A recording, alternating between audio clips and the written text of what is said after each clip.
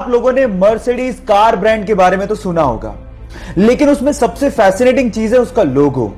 लेकिन मेरा सवाल यह है कि उस लोगो में जो 3 लाइनें होती हैं वो किसको रिप्रेजेंट करती हैं? क्या उसका कोई मतलब होता है? मैं आपको बताता हूं। उस लोगो में वो 3 लाइनें लैंड, वाटर और एयर इसको रिप्रेजेंट करती हैं, मतलब धरती, पानी और हवा। अब जिसने भी ये लोगो डिजाइन किया था उसका मकसद ये था कि इन फ्यूचर ये कंपनी लैंड, वाटर और एयर में दौड़ने वाले प्रोडक्ट बनाएगी और उसमें बादशाहत को हासिल करेगी। है ना ये फैसिनेटिंग? क्या इसके पहले तक ये फैक्ट आपको पता था? और नहीं पता था तो चैट सेक्शन में लिखना मत भूलिएगा। हमारी अर्थ का एकमात्र नेचुरल सैटेलाइट यानी कि प्राकृतिक उपग्रह है चंद्रमा। अब उसके बारे में एक इंटरेस्टिंग फैक्ट बताता हूं। आपका अभी इस वक्त जितना भी भार है उसका सिर्फ 1/6 भार ही आप लोगों को मून पे फील होगा। मतलब मान लो कि आप 60 किलो के हो तो उसका 1/6 यानी कि सिर्फ 10 किलो का भार ही आप लोगों को मून पे फील होगा, यानी कि आप अपने आप को हल्का महसूस करोगे। और यह होता है ग्रेविटेशन की कमी की वजह से। और अगर मान लो आपको अपना भार कम करना है तो जिम जाने की बजाय आप चंद्रमा पे चले जाओ, वो ज्यादा अच्छा है। Just kidding. ये आपको पता था या नहीं पता था? चैट सेक्शन में लिखना मत भूलिएगा। गाइस, ये तो आपको पता ही है कि प्लेन्स बहुत ज्यादा भारी होते हैं। इनफैक्ट बोइंग 737 तो 80,000 केजी का होता है और जब वो लैंड करते हैं तो उनकी स्पीड 250 से 300 किलोमीटर पर आवर होती है। पर आपने क्या कभी इमेजिन किया है कि इतनी स्पीड और इतने भार के साथ जब वो लैंड करते हैं तो उनके टायर्स कभी फटते क्यों नहीं है?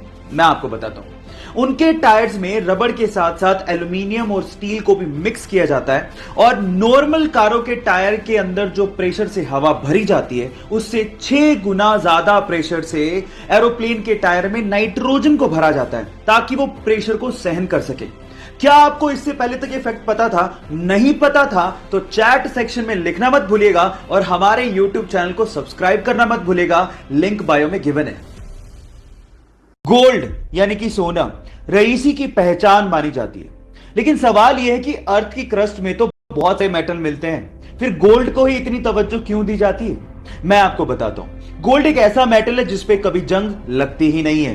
एक्चुअली जब भी कोई मेटल ऑक्सीजन और मॉइस्चर के कांटेक्ट में आता है तो उस पर जंग लगनी शुरू हो जाती है, जैसे कि लोहे का ब्राउन हो जाना, चांदी का काली हो जाना, कॉपर का ग्रीन हो जाना। ये सब कोरोजन यानी कि जंग लगने की वजह से ही होता है। लेकिन गोल्ड एक अनरिएक्टिव मेटल है जो ऑक्सीजन और मॉइस्चर के साथ रिएक्ट करता ही नहीं है। इसीलिए अर्थ की क्रस्ट से जब सोने को निकाला जाता है तो उसे प्रोसेस करने तक की जरूरत नहीं पड़ती क्योंकि वो प्योर फॉर्म में ही पाया जाता है।